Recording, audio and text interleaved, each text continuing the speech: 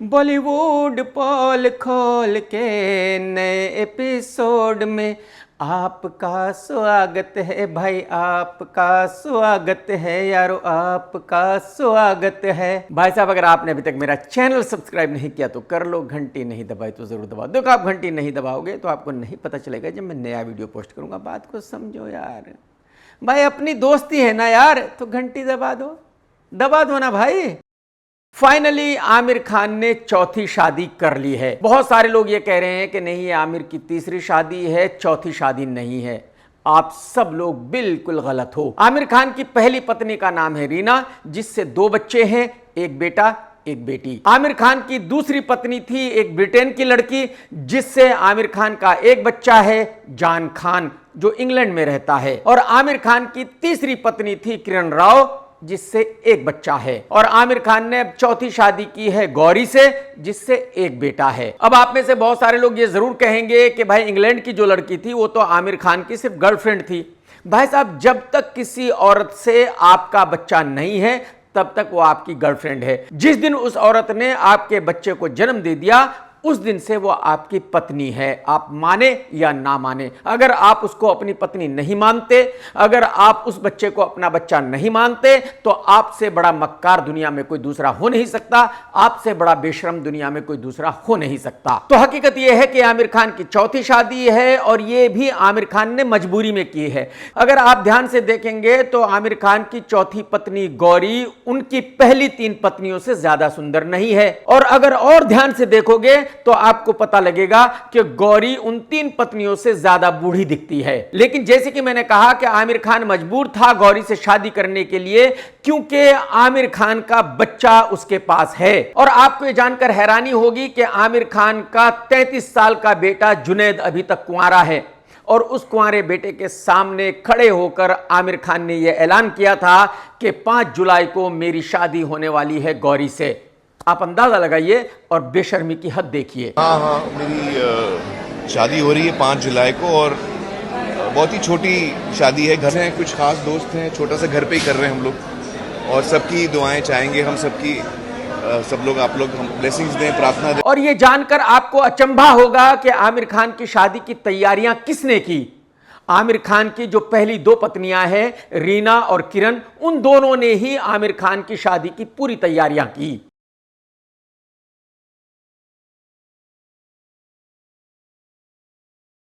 जब शादी का फंक्शन चल रहा था, उस वक्त भी आमिर किरण राव को भी किस करता रहा।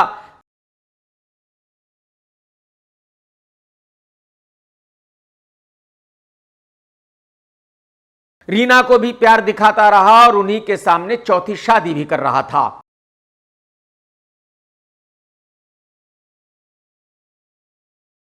यह सब देखकर मैं आज भी कह सकता हूं कि जो इंडियन लड़कियां हैं वो बेचारी कितनी मजबूर हैं, वो किसी भी आदमी पर किस कदर डिपेंडेंट हैं। रीना और किरण की क्या मजबूरी रही होगी कि उन दोनों को इस तरह से दुनिया के सामने जलील होना पड़ रहा है। भाई, शर्म नाम की कोई चीज होती है, लेकिन यहां वो बिल्कुल दिख ही नहीं रही है। आप अंदाजा लगाइए, जिन 2 पत्नियों को उसने छोड़ दिया है यह कहकर कि आप बिल्कुल बदसूरत हो, आप लोगों के साथ मैं नहीं रहना चाहता, वही पत्नियां आमिर खान की शादी की तैयारियां कर रही है, आमिर खान की शादी में शामिल हो रही है, बिना किसी शर्म लिहाज के।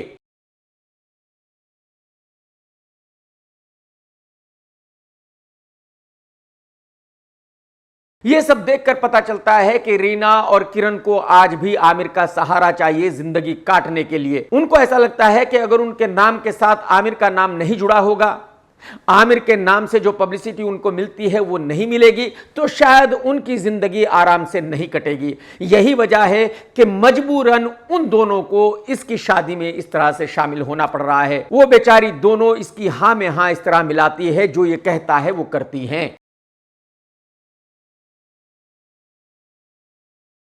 आमिर बटला यह हरकत किसी मुजफ्फरनगर सहारनपुर की लड़की के सामने करके दिखा दे। अगर आमिर खान को दौड़ा दौड़ा के ना पीटा, नंगा करके लड़की ने ना पीटा, तो भाई मेरा नाम बदल देना। और इस फैमिली में जितने भी लोग हैं सब के सब अतरंगी है भाई साहब, कोई भी नॉर्मल नहीं है। आमिर खान का जो जवाई है उसको देखिए, यानी कि आमिर खान की बेटी का जो हस्बैंड है उसको देखिए, वो शादी में भी चड्ढी और बनियान में आया है।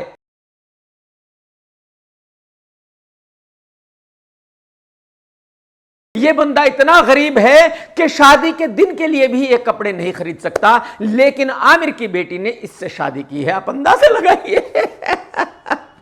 क्योंकि आमिर ने अपने बच्चों पर कभी ध्यान दिया ही नहीं। आमिर ने अपने बच्चों को कभी बताया ही नहीं कि क्या सही है, क्या गलत है, क्या उनको करना चाहिए, क्या नहीं करना चाहिए। हमारे एरिया मुजफ्फरनगर, सहारनपुर में भाई साहब बच्चों के सामने कोई फादर ये कह ही नहीं सकता कि वो दूसरी शादी करना चाहता है। लेकिन अंदाजा लगाइए, आमिर खान खुशी खुशी चौथी शादी कर रहा है 4 बच्चों के सामने और 2 पहली पत्नियों के सामने।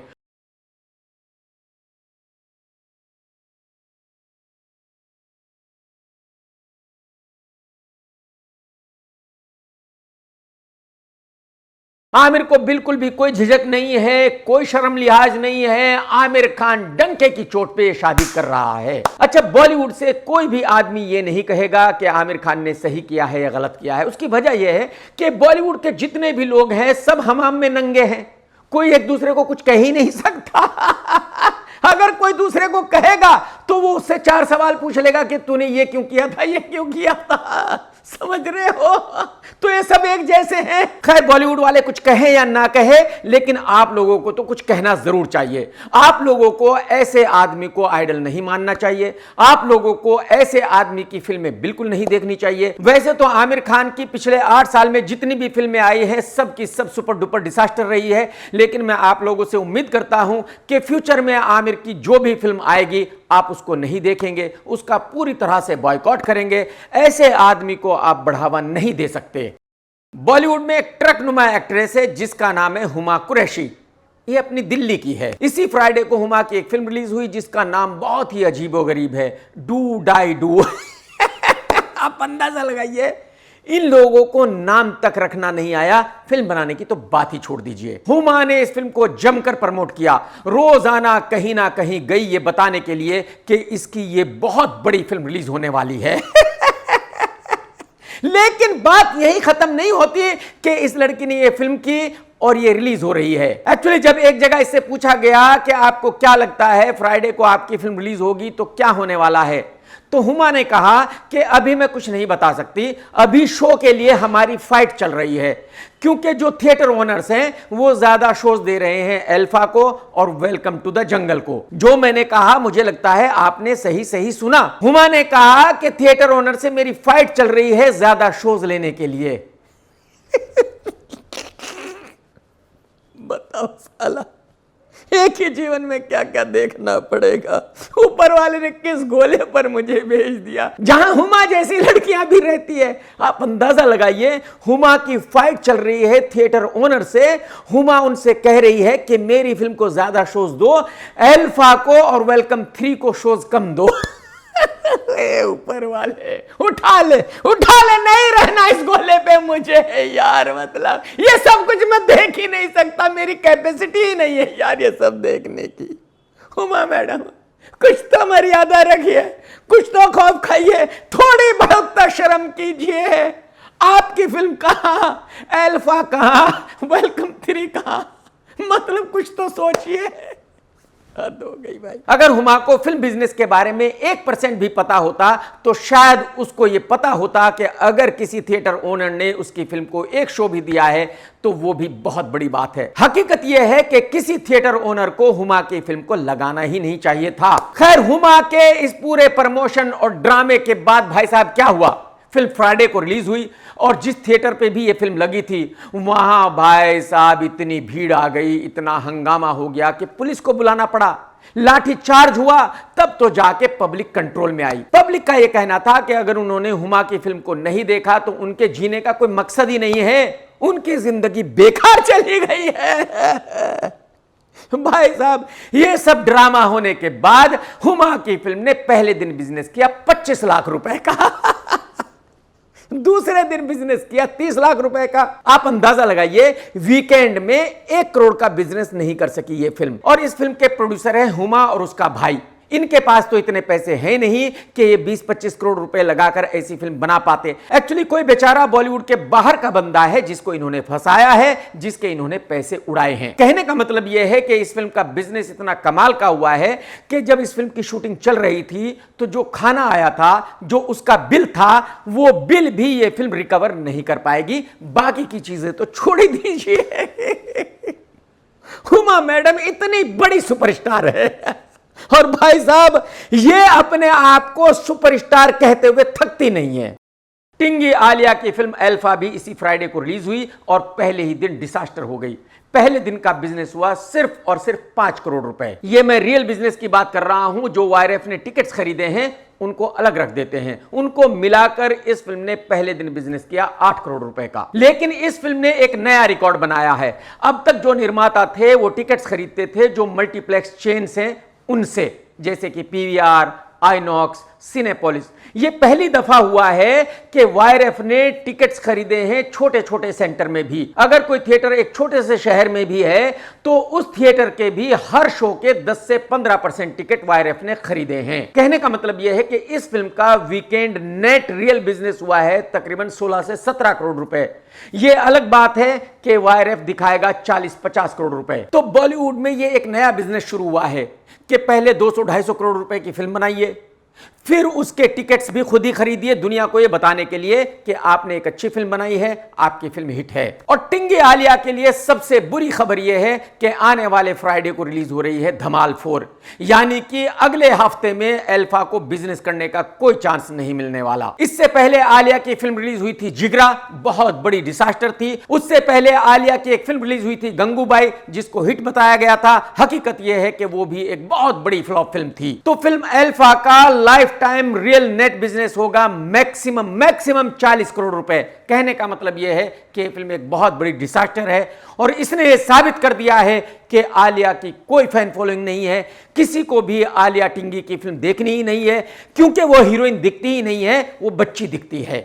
मैंने अपने पिछले वीडियो में आप लोगों को बताया था कि नेहा धूपिया ने फोटोग्राफर से कहा था कि किसी भी लड़की को पीछे से शूट ना करो, लेकिन उनका फिर मजाक बनाया ईशा मालविया ने। ईशा मालविया एक जगह फोटोग्राफर्स के सामने आई और जो हमेशा ये कहती थी कि मुझे पीछे से शूट मत करो, उसने फोटोग्राफर से कहा कि मैं पीछे से खड़ी होती हूं, मुझे अच्छे से जरा शूट करो। यानी कि वो नेहा धूपिया को नीचा दिखाना चाहती थी।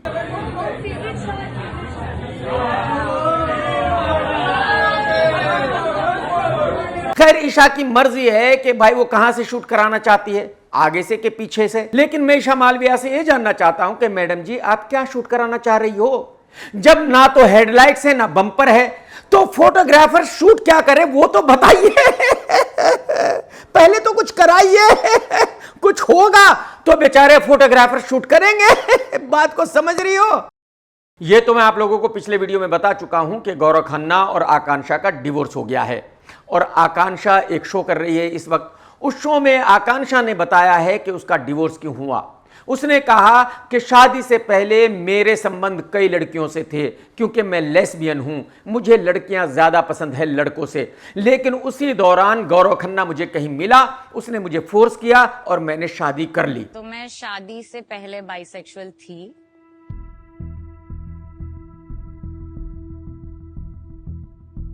मेरे रिलेशंस रहे हैं कुछ लड़कियों के साथ। इस बात से यह पता चलता है कि जो गौरव खन्ना है वो अकल से कितना बड़ा पैदल है।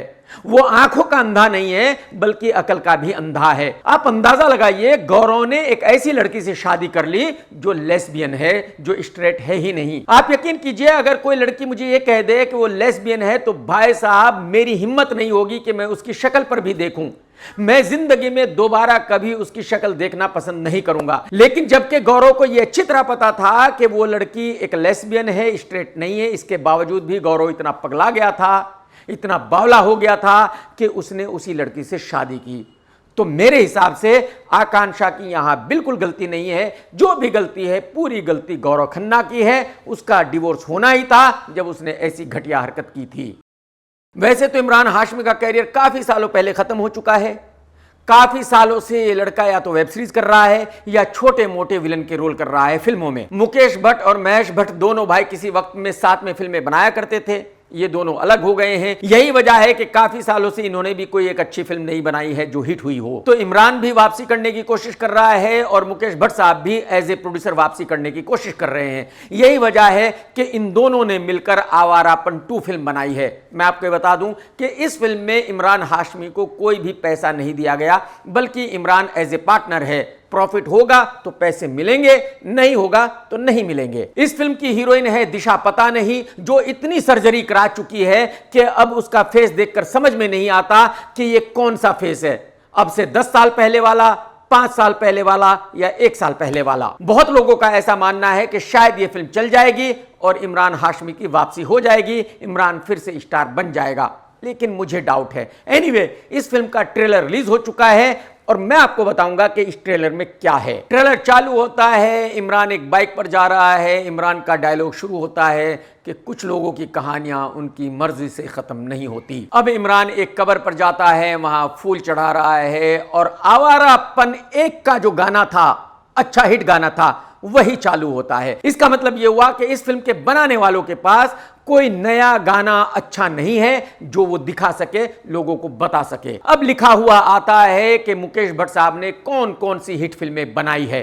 अरे भाई, वो किसी जमाने में बनाई थी, आपने वो हिट फिल्में बनाई है, इसका मतलब ये नहीं है कि आवारापन 2 भी हिट हो जाएगी सिर्फ इसलिए कि आपने वो फिल्में बनाई थी। अब इमरान रात में कहीं खड़ा है, बड़ी बड़ी बिल्डिंग्स दिख रही है और इमरान कह रहा है कि मौत भी अजीब है, मुझे छू के निकल गई, मैं मरा नहीं हूं। अरे भाई साहब, हमें पता है आप नहीं मरे हो, तभी तो आप फिल्म कर रहे हो। मर चुके होते तो फिल्म में कहां होते भाई साहब, बात को समझिए, कंट्रोल भाई साहब। अब शहर के सड़कों के कुछ शॉट्स जाते हैं और बारिश हो रही है। दिखाया गया है कि भाई एक 7 फीट के फाइटर के साथ इमरान हाशमी लड़ रहा है। साला क्या क्या देखना पड़ेगा एक ही जीवन में। ऊपर वाले ने किस गोले पे मुझे भेज दिया। इमरान भाई की इतनी जबरदस्त पर्सनालिटी है भाई साहब कि अगर कोई भला सा आदमी एक चमाट मार दे तो इमरान भाई 5 मिनट ऐसे हवा में घूमेंगे और गिरेंगे और भाई साहब अगले 2 महीने उठेंगे नहीं। लेकिन यहां बारिश में इमरान भाई एक 7 फीट के बंदे से भिड़ जाते हैं और भाई उसको धूल चटा देते हैं। कुछ भी मतलब, पेलो पेलो, जो आपकी मर्जी में आ रहा है पेलो, क्योंकि जो फिल्में देख रहे हैं वो तो 1 नंबर के चूतियां हैं, उनको तो कुछ पता ही नहीं है। और अब फिर से बाहर की कंट्रीज के कुछ बढ़िया बढ़िया लोकेशंस दिखाए जाते हैं। बोट जा रही है, उसमें गुंडे हैं, इमरान भी कहीं जा रहा है। अब फिल्म में जितने भी एक्टर्स हैं उनके क्लोजअप्स जाते हैं, सबको दिखाया जाता है, बताया जाता है कि इस फिल्म में ये लोग हैं। अब रात में सामने से कुछ गाड़ियां आ रही है और इमरान एक कमाल की बंदूक लेकर आता है भाई साहब और कहता है कि बस इस बार तो फैसला होकर रहेगा, या तो ये आवारापन खत्म होगा या तो मैं खत्म हो जाऊंगा। भाई साहब, आप तो खत्म हो ही नहीं सकते, आप फिल्म के हीरो हो, आप खत्म हो जाएंगे तो कैसे चलेगा भाई इमरान भाई। आपके सामने जो भी आएगा कसम से आप उसको उड़ा दोगे, मैं गारंटी के साथ कहता हूं। कुछ भी कर रहे हो यार। और इसके बाद फिर से आवारापन 1 का वो गाना बजना शुरू हो जाता है जो हिट था। तो ये ट्रेलर देखकर मुझे ऐसा लगता है कि एक कहानी भी तकरीबन वही है जो आवारापन की कहानी थी। इस कहानी में कुछ अलग है ही नहीं शायद। और इस फिल्म के बनाने वालों के पास नए गाने भी नहीं है, वही पुराने गाने पेल रहे हैं। इमरान का कैरियर बहुत सालों पहले खत्म हो चुका है, इमरान की कोई फैन फॉलोइंग नहीं है। आज के वक्त में किसी को भी इमरान के लिए फिल्म देखनी ही नहीं है। दिशा पता नहीं की भी कोई इतनी बड़ी फैन फॉलोइंग नहीं है। भाई, जिस लड़की का पता ही नहीं है तो उसके लिए तो कोई फिल्म क्यों ही देखेगा। तो ये ट्रेलर देखने के बाद मुझे ऐसा लगता है कि इमरान की जो आशाएं हैं उन पर पानी फिरने वाला है। इस फिल्म का कुछ नहीं होने वाला, ये फिल्म हिट नहीं होने वाली और इमरान का बेचारे का कोई कमबैक नहीं होने वाला, और होना भी नहीं चाहिए, क्योंकि इमरान की पर्सनैलिटी ही ऐसी नहीं है कि वो हीरो दिखे। वो ठीक है, छोटा मोटा विलन तो लग सकता है, लेकिन हीरो तो वो बिल्कुल नहीं लगता। अगर डायरेक्शन की बात करूं तो आए हाय हाय, डायरेक्टर साहब क्या काम किया है भाई साहब आपने। अरे यार क्या बोलूं यार, इस झाटू को यह भी नहीं पता कि बेर की गांड किधर होती है, डायरेक्शन की तो बात ही भूल जाइए। इस डायरेक्टर को आदि चोपड़ा ने समझा दिया था कि देख, तुझे एक एक्शन सीन करना है, फिर एक इमोशनल सीन करना है, फिर कहीं लड़कियों को स्विमिंग वगैरह करानी है और फिर अगला सीन एक्शन सीन होना है। बस इसी तरह से तू फिल्म शूट करते जा और फिल्म सुपरहिट हो जाएगी। बाकी कुछ की जरूरत ही नहीं है फिल्म में। वही इसने किया। डायरेक्शन इसको आता नहीं, डायरेक्शन का इसको कुछ आता पता है नहीं। जो आदि चोपड़ा ने इसको बता के भेजा वो शूट करके बेचारा आ गया। वैसे तो इस फिल्म का हर सीन गलत ही है, लेकिन डायरेक्टर की एक बहुत मोटी गलती मैं आपको बताता हूं। जैसे कि मैंने बताया कि बॉबी एक पाकिस्तानी एजेंट है, लेकिन फिल्म शुरू होती है बॉबी से और बॉबी कमाल की हिंदी बोल रहा है अनिल कपूर के साथ। आगे भी फिल्म में सब जगह कमाल की हिंदी बोल रहा है, लेकिन बीच बीच में हरियाणवी बोलने लगता है। और जब क्लाइमैक्स से पहले पता चलता है कि बॉबी तो एक पाकिस्तानी है, फिर वो उर्दू बोलने लगता है। तो मैं डायरेक्टर साहब से ये पूछना चाहता हूं कि बॉबी ने हिंदी कहां सीखी थी? चलो मैंने मान लिया कि हिंदी भी सीख ली थी, लेकिन हरियाणवी कब सीख ली थी जो वो बीच बीच में बोलता है? और वो हरियाणवी बोलने का मतलब क्या था वो तो बता दे लुक्के। कहने का मतलब यह है कि डायरेक्शन बहुत ज्यादा खराब है। जब डायरेक्टर को डायरेक्शन ही नहीं आता तो जाहिर सी बात है किसी भी सीन में इमोशन तो आ ही नहीं सकता। मैं गारंटी के साथ कह सकता हूं कि इस फिल्म को देखने के बाद कोई भी एक्टर इस भाई के साथ जिंदगी में कभी काम नहीं करेगा। अगर एक्टिंग की बात करूं तो अनिल कपूर ने अपने रोल को अच्छे से निभाया है। 2 बेटियों का बाप है और मिलिट्री का बहुत बड़ा ऑफिसर है। ऋतिक ने 5 मिनट एक्शन करना था, वो एक्शन करके चला जाता है, तो उसकी एक्टिंग के बारे में कुछ कहा नहीं जा सकता। शर्वरी ने अपने रोल को अच्छे से निभाया है, लेकिन प्रॉब्लम यह है कि शर्वरी का फेस ऐसा गोलगप्पा है कि वो बड़ी हीरोइन दिखती ही नहीं है। बॉबी का चेहरा भी फिल्म में बहुत बड़ा दिख रहा है, सूजा हुआ दिख रहा है, लेकिन बॉबी ने अच्छी एक्टिंग की है, अपने रोल को अच्छे से निभाया है। लेकिन मुझे हैरानी है कि बॉबी देओल ने एक पाकिस्तानी एजेंट का रोल निभाया है, जबकि घर में सन्नी देओल है जो देश को बचा रहा है और बॉबी देओल देश को बर्बाद कर रहा है। यानी कि एक ही घर में देशद्रोही भी है और देशभक्त भी है। कमाल है इन दोनों के। भाई साहब क्या बोलेंगे यार। 25 किलो की टिंगी आलिया का ये रोल ही नहीं था, लेकिन उस बेचारी से इस रोल को कराया गया। तो जाहिर सी बात है उसने उन इंग्लिश फिल्मों को देखा होगा जिन फिल्मों से सीन लेकर इस फिल्म को बनाया गया है। तो उन इंग्लिश फिल्मों में जिस तरह से लड़कियों ने एक्टिंग की होगी वैसी ही आलिया ने करने की कोशिश की। लेकिन प्रॉब्लम यह है कि आलिया ऐसी बच्ची दिखती है कि वो अपने रोल में फिट ही नहीं है, और ऊपर से आलिया अजीबोगरीब हरकत कर रही है। 6.5 फीट लंबे गुंडों के बीच में आकर कहती है बॉयज हाउ आर यू, चलो स्टार्ट करते हैं। एक्शन करती है और फिर करती है चा चा चा चा चा। मतलब पता नहीं क्या क्या हरकतें कर रही है। आलिया को ऐसा लग रहा होगा कि वो तो इस फिल्म के बाद बहुत बड़ी एक्शन स्टार मान ली जाएगी। अरे मैडम जी क्या कर रही थी? कुछ तो मर्यादा रखिए, कुछ तो खौफ खाइए, कुछ भी पेल रही थी यार। मतलब क्या है ये? कुल मिलाकर अल्फा एक बेहतरीन कॉमेडी फिल्म है। अगर समय रैना की भाषा में कहूं तो 1 नंबर की चूतिया फिल्म है, की फिल्म है। जो इस फिल्म का डायरेक्टर है उस वाले को पता ही नहीं था कि वो क्या बना रहा है और इस फिल्म का कौन सा सीन कैसे शूट होना है। इस फिल्म के किसी भी सीन में कोई लॉजिक नहीं है। हर सीन को देखते हुए आप हंसोगे और आप अपने आप से पूछोगे कि ऐसी फिल्म को कैसे बना सकता है। इट्स ए टॉप क्लास चुतियापा and full time torture film. तो मैं आपसे यही कहूंगा कि इस फिल्म को अवॉइड करें, अपने पैसे बचाएं, अपना टाइम बचाएं, क्योंकि इस फिल्म में ऐसा कुछ भी नहीं है जिसकी वजह से आपको यह फिल्म देखनी चाहिए। मैं इस फिल्म को दूंगा 1 स्टार और मेरी बिजनेस रेटिंग भी रहेगी 1। पिछले वीडियो में मैंने बताया था कि पिछले कई सालों से अक्षय कुमार कुछ गलत अल्फाज बोलता आ रहा है। करीबन ना करीबन, करीबन ना करीबन कोई अल्फाज नहीं है, ना उर्दू में, ना फारसी में, ना इंग्लिश में, ना हिंदी में। और मैंने कहा तकरीबन ना तकरीबन। तो आप में से बहुत सारे लोगों ने कमेंट्स किए और कुछ अलग अलग बातें कही। किसी ने कहा कि करीब होता है, बिल्कुल होता है। करीब का मतलब है पास, लेकिन अगर कोई अल्फाज करीब है तो इसका मतलब यह नहीं कि आप उसको करीबन ना करीबन बोलोगे। करीबन ना करीबन कोई अल्फाज नहीं है। दूसरा अल्फाज है तकरीबन। तकरीबन का मतलब है ऑलमोस्ट, तो तकरीबन को भी आप करीबन नहीं कह सकते। कहने का मतलब यह है कि जो अल्फाज अक्षय बोलता आ रहा है करीबन ना करीबन, वो बिल्कुल गलत है। वो दुनिया की किसी भाषा में कहीं भी नहीं है। जैसे कि मैंने आपको बताया कि पिछले फ्राइडे को हुमा की फिल्म रिलीज हुई। यही वजह है कि हुमा यहां वहां दौड़ रही थी अपनी फिल्म को प्रमोट करने के लिए, और इसी सिलसिले में हुमा मिली गालीबाज समय रैना से। यार मैं आजकल अपनी पिक्चर प्रमोट कर रही हूँ, बेबी डू डाई डू, 3 जुलाई को आ रही है। 3 जुलाई को अल्फा नहीं आ रही? यार आपको क्या जरूरत है ये सब की यार? That's true actually, especially when I'm standing with you. What's happening? Alpha का वेट कर रहा हूँ बस।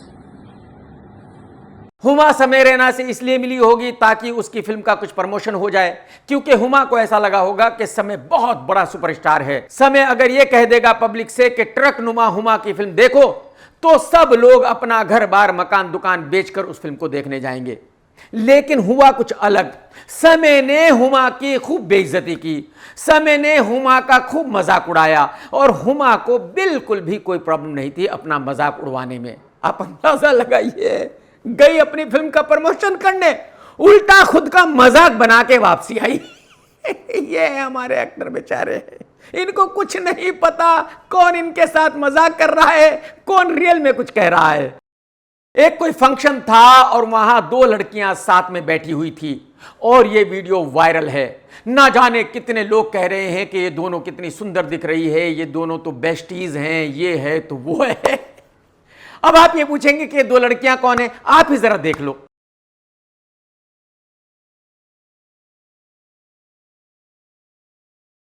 तो इनमें से एक है आरजे महविश। महविश जो बहुत पहुंची हुई है, यूपी से है, अलीगढ़ से है भाई साहब, लेकिन बहुत पहुंची हुई है। छोटी मोटी पहुंची हुई नहीं है, बहुत पहुंची हुई है। और दूसरी लड़की है रोशनी। इसने खुद ही अपने पॉडकास्ट में कहा था कि जब ये घर पर होती है तो इसकी मां कहती है कि घर पर मत बैठ, क्लब जा और देख, जाते हुए कम से कम 2 कॉन्डम अपने पर्स में डाल लेना, क्योंकि वहां जाकर तू पीना, ऐश करना, एंजॉय करना, बस बिना कॉन्डम के कुछ मत करना। तो जिस लड़की की मां ही अपनी बेटी को यह सिखा रही हो, वो फैमिली कितनी अतरंगी है आप समझ ही सकते हैं, और ये लड़की कितनी कमाल की है वो भी आप समझ ही सकते हैं। कहने का मतलब यह है कि इन दोनों लड़कियों ने लोखंडवाला में कहीं एक बहुत ही कमाल का मिठाई का शोरूम खोला हुआ है भाई साहब। वहां ऐसी मिठाई मिलती है, ऐसी मिठाई मिलती है जो हिंदुस्तान में कहीं किसी दूसरे शोरूम पे नहीं मिलती। चमचम, कलाकंद। तो भाई साहब आप लोग भी जाइए, मिठाई खाइए, कुछ पैसे खर्च कीजिए यार। क्या क्या हो रहा है कुछ कह नहीं सकते, कुछ बता नहीं सकते भाई साहब।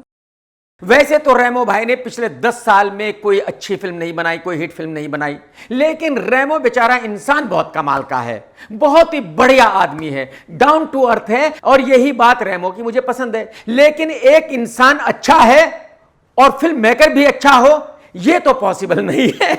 इंसान का अच्छा होना अलग बात है, अच्छा फिल्म मेकर होना अलग बात है। तो अब रेमो भाई अपनी अगली फिल्म की शूटिंग जल्दी ही चालू करने वाले हैं, जिसका हीरो है टाइगर श्रॉफ। फिल्म की कहानी मुझे पता है, लेकिन आप लोगों को बताऊंगा नहीं, क्योंकि मैं नहीं चाहता कि रेमो का कोई भी नुकसान हो मेरी वजह से। मैं चाहता हूं कि वो एक अच्छी फिल्म बना पाए, ऊपर वाला करे कि उसकी फिल्म हिट हो जाए। इस फिल्म की शूटिंग चालू होगी अगस्त में और सितंबर में ये फिल्म खत्म हो जाएगी, कंप्लीट हो जाएगी, यानी कि अगले साल शायद मार्च अप्रैल में आपको ये फिल्म देखने को मिले। हाँ, ये जरूर बता सकता हूं कि एक एक्शन फिल्म होगी, क्योंकि टाइगर एक्शन बहुत बढ़िया करता है।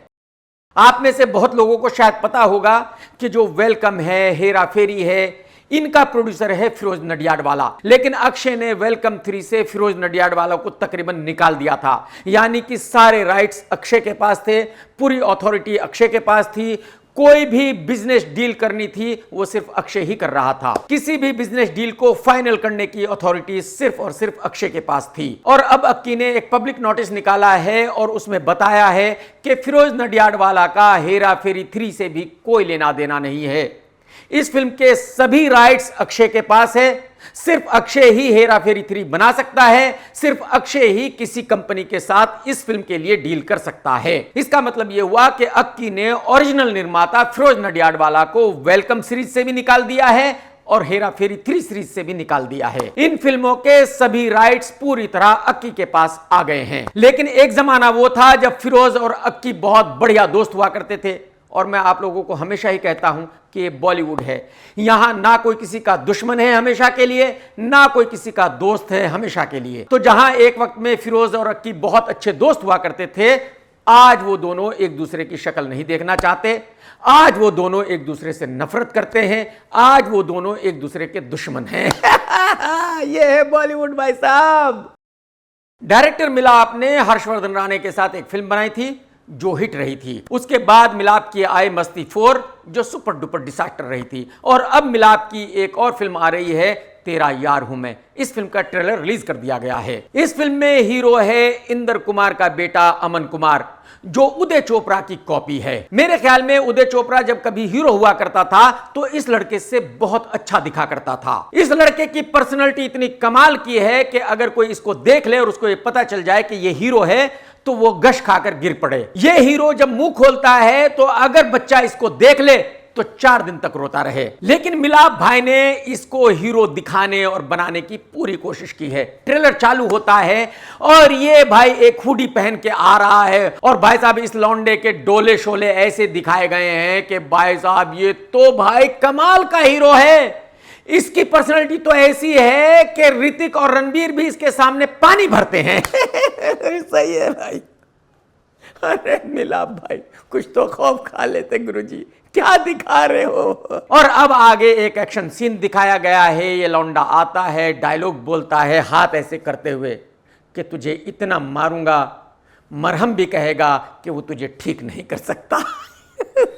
भाई अरे मिलाप भाई क्या क्या डायलॉग पेल रहे हो गुरुजी, क्या कर रहे हो। मिलाप भाई ये डायलॉग्स चला करते थे 70s 80s में। आज इन डायलॉग्स का जमाना नहीं है, किसी को ये डायलॉग्स नहीं सुनने, बात को समझो आप। और भाई अब एक्शन शुरू होता है। लौंडा गुंडों को मार रहा है। भाई साहब साइकिल पकड़ के फाइट हो रही है, जैसे कभी मिथुन की फिल्मों में हुआ करती थी, साइकिल को लेके फाइट ना, वैसे ही हो रही है बस। और अब ये लौंडा चश्मा पहनकर आता है, हीरोइन को इंट्रोड्यूस किया जाता है। अरे भाई साहब हीरोइन की शक्ल देखकर भाई साहब आपको चक्कर आ जाएंगे। आप कहेंगे ये लड़की हीरोइन कैसे हो सकती है। वो कौन आदमी है जिसको इसके चेहरे में हीरोइन नजर आती है। मिलाप भाई को नजर आती है। दिक्कत क्या है। अब ये लौंडा गाना गाने के लिए मुंह खोलता है। अरे भाई साहब मुंह इसका देखते ही भाई साहब मैंने तो आंखें बंद कर ली। मैंने बोला मैं नहीं देख सकता, मेरी हिम्मत नहीं है भाई तुझे देखने की। अब गाना वाना होता है और हीरो हीरोइन से कहता है कि फ्रेंड। हीरोइन कहती है कि सिर्फ फ्रेंड्स, फ्रेंड्स के आगे कुछ नहीं।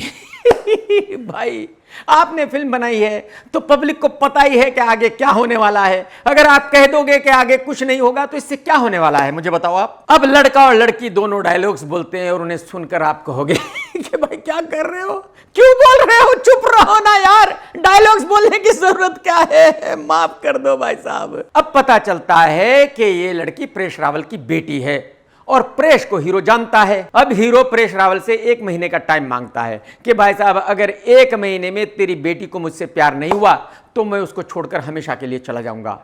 यह प्लॉट कितनी फिल्मों में आ चुका है आप लोग जानते ही हो।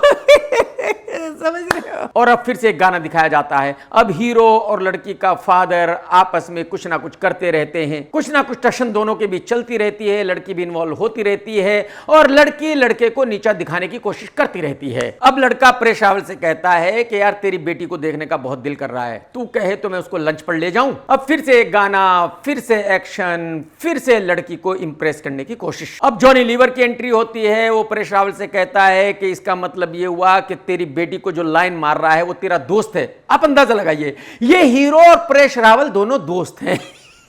भाई साहब क्या क्या देखना पड़ेगा साला एक ही जीवन में। इन फिल्म वालों को क्या हो गया, क्या क्या बना रहे हैं। अबे भाई अरे यार कुछ तो होना चाहिए फिल्म में। ऐसी फिल्म कौन बनाता है जिसके गाने इतने वाहियात, जिसकी फाइट इतनी वाहियात, जिसका हीरो हीरोइन इतने वाहियात। अरे भाई साहब ये क्या बना दिया मिलाप भाई, कुछ तो मर्यादा रखो भाई साहब। गुरुजी क्या बना रहे हो। मतलब कोई भी इस फिल्म को देखने क्यों जाएगा मिलाप भाई मुझे बताइए। क्यों कोई अपना टाइम खराब करेगा, अपने पैसे खराब करेगा और ऐसी वाहियात फिल्म को देखने जाएगा। तो ये सब कारनामा देखने के बाद मैं गारंटी के साथ कह सकता हूं कि इस फिल्म का डिसास्टर होना तय है, गारंटी है। इस फिल्म को डिसास्टर होने से कोई बचा नहीं सकता। जैसे कि मैंने बताया कि हुमा कुरैशी मीडिया के सामने यहां वहां आ ही रही थी, कुछ ना कुछ कह ही रही थी जो वायरल हो रहा था। एक पत्रकार ने जब हुमा से कहा कि फिल्म टॉक्सिक के बारे में कुछ कहिए, तो हुमा ने कहा कि बेटा अभी तो सिर्फ टीजर आया है, कंट्रोल कर।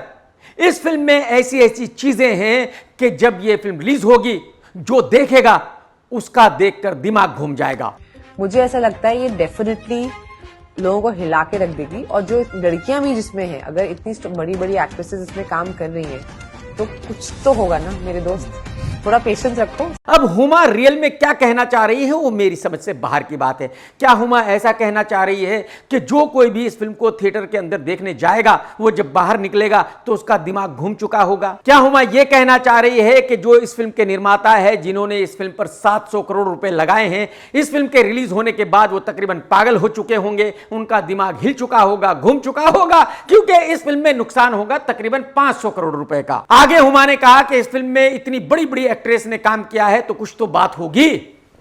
बड़ी एक्ट्रेस, ऊपर वाले उठा ले यार, नहीं रहना इस गोले में मुझे भाई। मैडम जी कौन बड़ी एक्ट्रेस? आप बड़ी एक्ट्रेस हो आप? भाई हुमा कुरैशी बड़ी एक्ट्रेस है। अभी क्या क्या देखना पड़ेगा साला। हुमा कुरैशी बड़ी एक्ट्रेस है भाई। अरे मैडम जी कुछ तो मर्यादा रखिए। दूसरी बड़ी एक्ट्रेस कौन है? कियारा आडवाणी। बताओ, कियारा के पड़ोसी उसकी फिल्म नहीं देखते, वो कैसे बड़ी एक्ट्रेस है मैडम जी? और तीसरी एक्ट्रेस है माल की शौकीन तारा सुतारिया। तारा सुतारिया की फैमिली वाले उसकी फिल्म नहीं देखते। तारा सुतारिया की कब फिल्म आई थी उसको खुद बेचारी को याद नहीं है, वो बड़ी एक्ट्रेस है। अरे मैडम जी, और मैडम जी जो बाकी की एक्ट्रेस है इसमें, उनको मैं जानता ही नहीं हूं, पहचानता ही नहीं हूं, तो उनकी तो बात ही छोड़ दीजिए। तो मैडम जी जब कुछ कहती हो थोड़ा तो दिमाग लगा लिया करो। कुछ भी बकवास क्यों करती हो कहीं भी? क्यों हर बार दुनिया के सामने ये साबित करती हो कि तुम एक्ट्रेस हो जो दिमाग से बिल्कुल पैदल है? बहुत सारे लोग ये कह रहे हैं कि अक्की की फिल्म वेलकम 3 बहुत बड़ी हिट हो गई है। मैं आपको बता दूं कि ये फिल्म बहुत बड़ी डिसास्टर है। उसकी वजह यह है कि यह फिल्म बनी थी तकरीबन 200 करोड़ रुपए में, और उन 200 करोड़ में अक्की की कोई भी फीस नहीं है। अक्की लेगा प्रॉफिट से, और इस फिल्म ने टोटल रिकवर किया है 155 CR। कैसे? जो थिएटर से शेयर आएगा प्रोड्यूसर के पास वो आएगा मैक्सिमम 50 CR का। ओवरसीज बिका था 5 CR में, म्यूजिक बिका है 18 CR में, और जो डिजिटल राइट्स है वो जियो ने खरीदे हैं 82 CR में। यानी कि ऑन द टेबल इस फिल्म में नुकसान हुआ है 45 CR का। जो इस फिल्म का निर्माता है जो दिल्ली से आया है, जाहिर सी बात है जो रेगुलर प्रोड्यूसर है वो ऐसी फिल्में नहीं बनाते, उसका नुकसान होगा 45 CR। उस बेचारों को यह उम्मीद थी कि यह फिल्म इंडिया में थिएट्रिकल बिजनेस करेगी 300 करोड़ रुपए का। कितना भाई साहब? 300 का। इस फिल्म का मैक्सिमम बिजनेस होगा 110 CR। उस 110 CR को अक्की भले ही 175 CR बताए या 200 CR बताए, यह तो नया चलन है बॉलीवुड का। कोई भी रियल बिजनेस नहीं बताता। आज की तारीख में हर आदमी 1 का 1.5 या 2 ही बताता है, तो अक्की भी वही बताएगा। लेकिन हकीकत यह है कि यह फिल्म फ्लॉप नहीं है बल्कि सुपर डुपर फ्लॉप है। गोविंदा की पत्नी पिछले 2-3 साल से बहुत ज्यादा कंट्रोवर्सी करती आ रही थी क्योंकि उसको फेमस होना था। फाइनली वो फेमस हो गई है। सुनीता अब एक शो कर रही है और उसमें भर भर कर गंदी गंदी गालियां दे रही है। सुन लीजिए आप। कुछ बोला नहीं बोलकर दिमाग की माँ बैठे। सुनीता जी और हिलेरियस वन। आई स्वेयर दिमाग का माँ बहन कर दिया यार ने।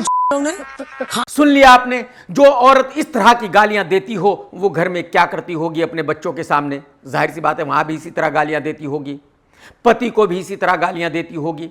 क्योंकि अगर एक औरत शो में ऐसी गालियां दे रही है तो ऐसा तो नहीं हो सकता कि वो पहली बार दे रही हो। जाहिर सी बात है ये वो गालियां हैं जो वो हमेशा ही देती आई है। यही वजह है कि वो इस शो में भी दे रही है। और ये इस बात का सबूत भी है कि जो बॉलीवुड में लोग हैं वो कितने डेस्परेट हैं, उन पे कितना प्रेशर होता है फेमस होने का। वो फेमस होने के लिए कुछ भी करने के लिए तैयार हैं। दोस्तों अगर आज का वीडियो आपने देखा है तो लाइक करना बिल्कुल मत भूलना। कमेंट्स करके जरूर बताना कि आज का वीडियो आपको कैसा लगा। टेक केयर दोस्तों, tata bye bye, love you, जय हिंद। सत्यमेव जयते।